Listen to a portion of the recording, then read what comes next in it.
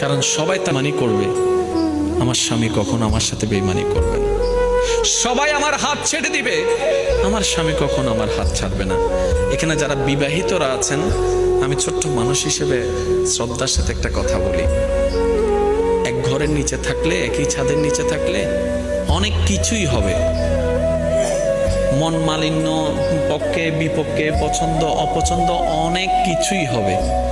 এগুলাকে ফোকাস দিয়েন না, ডিভোর্সে যায়েন না। কারণ ডিভোর্স করে যেখানে যাবেন সেখানে যে মহাসুখ পাবেন এরকম কোনো গ্যারান্টি নেই। যেখানে আছেন থাকুন, আল্লাহর রহমতের আশা করুন।